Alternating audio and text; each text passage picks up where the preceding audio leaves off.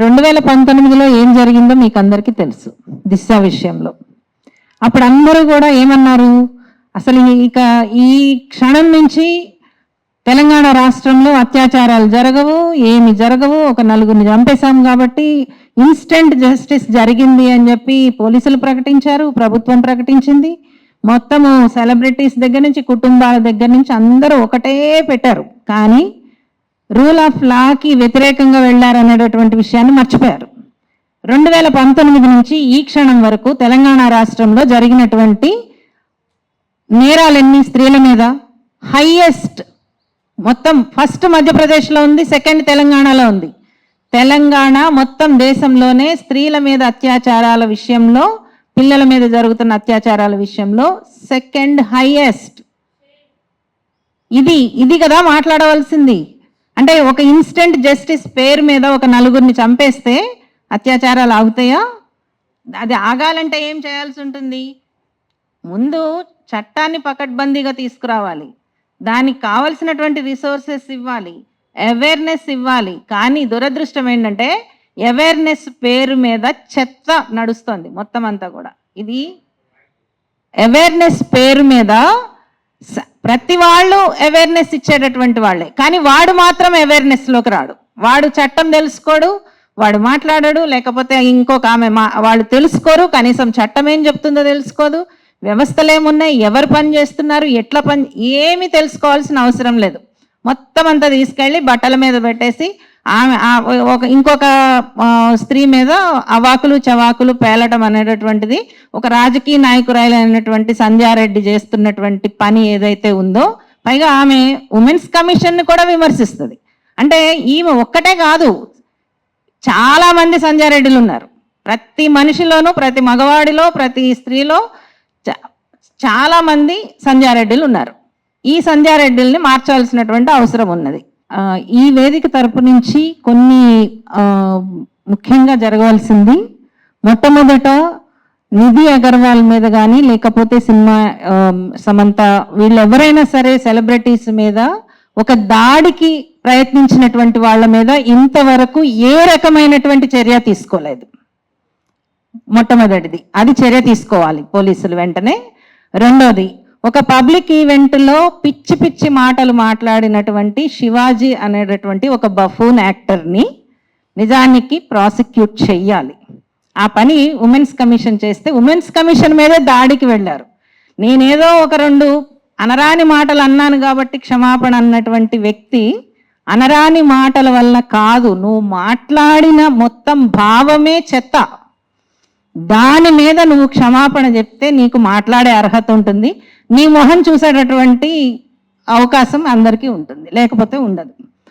తర్వాత అంటే స్త్రీల వస్త్రధారణ మీద రియాక్ట్ అయినటువంటి అనసూయ గారి మీద అంత తీవ్ర స్థాయిలో ఒక సైబర్ బుల్లింగ్ జరగటం అనేటటువంటిది, ఆమె ప్రైవేట్ ఫొటోస్ని తీసుకొచ్చి ఇష్టం వచ్చినట్టు వాడుతున్నటువంటి యూట్యూబర్స్ కానీ, మీడియా కానీ, లేకపోతే ఆమెను వ్యక్తిగతంగా దాడి చేస్తున్నటువంటి వాళ్ళు కానీ తప్పనిసరిగా తమని తాము చెక్ చేసుకోవాల్సి ఉంటుంది. చట్టపరమైనటువంటి యాక్షన్ని ఫేస్ చేయాల్సి ఉంటుంది. ఆల్రెడీ ఎఫ్ఐఆర్ ఫైల్ అయింది, 42 మంది పైన ఎఫ్ఐఆర్ ఫైల్ అయింది. ఆమె 42 మంది పైన, ఆమెకి మా సంపూర్ణ మద్దతు ఎందుకనంటే ఆమె ఒక రైట్ టు లైఫ్ అనేటటువంటి దాన్ని డిఫెండ్ చేసినందుకు జరుగుతున్నటువంటి దాడి. నిజానికి ఆమె డ్రెస్సింగ్ మీద కాదు జరుగుతున్నది, ఆమె డిఫెండ్ చేసినందుకు, ఇట్లా మాట్లాడటం తప్పు అని చెప్పినందుకు నువ్వు కాదు కదా హీరోయిన్వి అంటే ఎంత స్థాయికి దిగజారి అవమానించాలి అని చూస్తున్నారు అనేది అర్థమవుతుంది. నో, కరెక్ట్ టైంలో అనసూయ తను రియాక్ట్ అయ్యింది. Hats off to her, hats off to her. ఆ ధైర్యం ప్రతి ఒక్కళ్ళకి రావాల్సినటువంటి అవసరం ఉంది. చాలామంది రాలేకపోయి ఉండొచ్చు, వాళ్ళ సమస్యల వలన కావచ్చు, ఏదైనా కావచ్చు. రావటానికి ధైర్యం ఉండాలి, ఆ ధైర్యాన్ని కల్పించాలి, ఆ వేదికల్ని కల్పించాలి. నిజానికి అక్కడితో సమస్య ఆగిపోతుందని చెప్పి మేము మహిళా సంఘాలుగా మేము చాలా అనుకున్నాం. వస్తున్నా కానీ మాట్లాడుతూనే ఉన్నాం, మేము డిస్కషన్స్లో మాట్లాడుతూనే ఉన్నాం. కానీ ఇది ఎప్పుడైతే ఒక స్థాయి దాటిపోయి ఒక మిసోజినిస్టిక్ యాటిట్యూడ్ అనేటటువంటి, అంటే ఒక పురుషాహంకార ధోరణి కూడా విశృంఖలత్వంలోకి వెళ్ళిపోయినటువంటి సందర్భంలో మేము ఈ ప్రెస్ మీట్ పెడుతున్నాం. ఇది కేవలం ఒక వ్యక్తికి సంబంధించినది కాదు, దీనికి చాలా చరిత్ర ఉంది. ఈ మిసోజినిస్టిక్ కల్చర్కి చాలా చరిత్ర ఉంది. దీని మీద ఫైట్ చేసినటువంటి వాళ్ళంగా, ముఖ్యంగా తెలుగు ఫిలిం ఇండస్ట్రీలో కాస్టింగ్ కోచ్, అక్కడ అవకాశాల కోసం, డిగ్నిటీ కోసము మహిళలకి నిలబడినటువంటి వాళ్ళంగా మేము చెప్తున్నాము. ఈరోజు చెయ్యవలసినది వ్యవస్థాపరమైనటువంటి మెకానిజమ్స్ పెరగాలి. స్త్రీల మీద జరిగేటటువంటి అన్ని రకాల అణిచివేతలకి వ్యతిరేకంగా ప్రభుత్వాలు ఒక బ్లూ ప్రింట్తో రావాలి, వాళ్ళు దాన్ని ప్రకటించాలి, మేము సిద్ధపడి ఉన్నాము అని చెప్పి. ముఖ్యంగా ఇక్కడ తెలంగాణ గవర్నమెంట్, ఇప్పుడున్నటువంటి కాంగ్రెస్ గవర్నమెంట్ దీన్ని స్పష్టమైనటువంటి ఒక డైరెక్షన్ ఇవ్వాల్సినటువంటి అవసరం ఉంది. మేము ఈ మిసోజినిస్టిక్ కల్చర్లో లేమనేది కూడా చెప్పుకోవాల్సి ఉంటుంది. ప్రతి రాజకీయ పార్టీని కూడా మేము అది డిమాండ్ చేస్తూ ఉన్నాము. ఇది ఒక అనసూయ మీద జరిగినటువంటి దాడిగా మేము చూడట్లేదు. సైబర్ బుల్లింగ్ కావచ్చు, లేకపోతే మీడియాలో ట్రోల్స్ కావచ్చు, లేకపోతే మహిళల మీద డ్రెస్ పేరుతో జరుగుతున్నటువంటి చెత్త కావచ్చు, ఇదంతా కూడా ఒక్క రోజుతో వచ్చినది కాదు, ఒక క్షణంలో వచ్చినటువంటిది కాదు. దీని వెనకాల చాలా కుట్రపూరితమైనటువంటి సిద్ధాంతాలు ఉన్నాయి. ఆ సిద్ధాంతానికి తను ఒక మహానాయకుణ్ణి అని చెప్పి ఒక బఫూన్ లాంటి శివాజీ వచ్చాడు.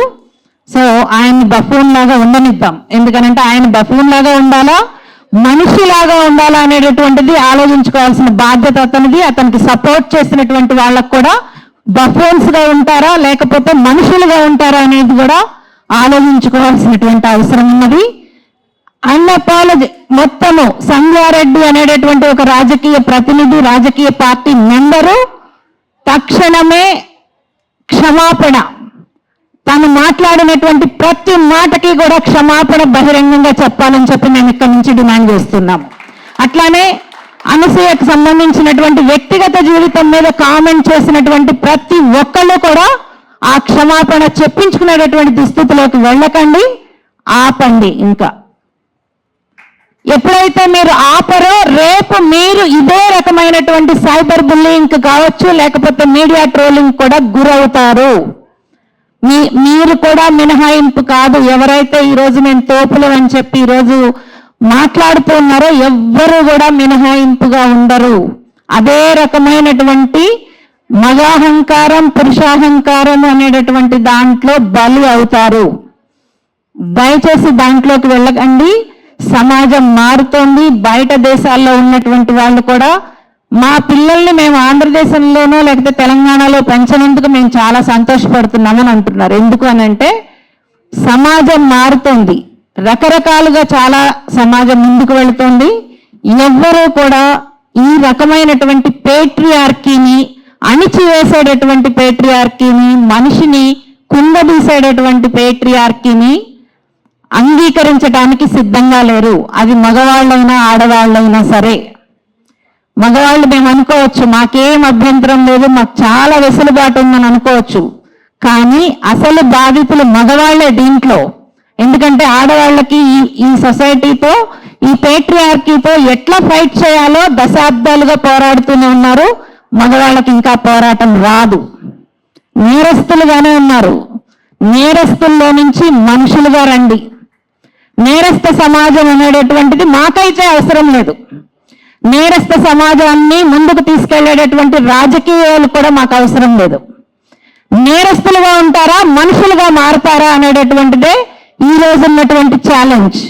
మీరు మనుషులైతే గనక బయటకి చెప్పండి. మొత్తం అందరూ కూడా ఎవరు ఎట్లా ఉన్నా కానీ మా హార్మోన్స్ ఉద్రేకపడవు అని చెప్పండి. హార్మోన్స్ ని అదుపులో పెట్టుకోండి. పెట్టలేకపోతే గనక అంటే ఇప్పుడు మాట్లాడుతున్నదంతా అంతే కదా, మగవాళ్ళకి హార్మోన్స్ ఎక్కువ ఉంటాయి, వాళ్ళు అదుపులో చేసుకోలేరనే కదా. చేసుకోలేకపోతే గనక అదుపులో ఎలా చేసుకోవాలి అనేటటువంటిది, లేకపోతే పల్లెటూళ్ళలో ఏం చేస్తారు, మందు పోయటం కాదు, కింద ఎద్దుల్ని కింద పండబెట్టి కొడతారు, గిట్టలు కొడతారు. సో అట్లాంటి దాంట్లోకి మనం వెళ్ళాం కదా. మనం మనుషులం, మనం పశువులం కాదు, మనం మనుషుల్నే పెంచాలి. మీరందరూ కూడా మనుషులని నేను నమ్ముతున్నాను. ఇది ఈ సమావేశాన్ని బయట చూస్తున్నటువంటి వాళ్ళందరం కూడా ఒక మంచి మానవీయ సమాజం కోసం పనిచేద్దాము. తప్పనిసరిగా ఆ హ్యూమన్ రైట్స్ని గౌరవిద్దాము. హ్యూమన్ రైట్స్ డిఫెండర్స్ని కాపాడుకుందాం. హ్యూమన్ రైట్స్ డిఫెండర్స్ని గనక మనం టార్గెట్ చేసి వాళ్ళని అణిచివేయాలని చూస్తే గనక ఆ ప్రమాదం సమాజానికి ఎక్కువ ఉంటుంది. Thank you so much.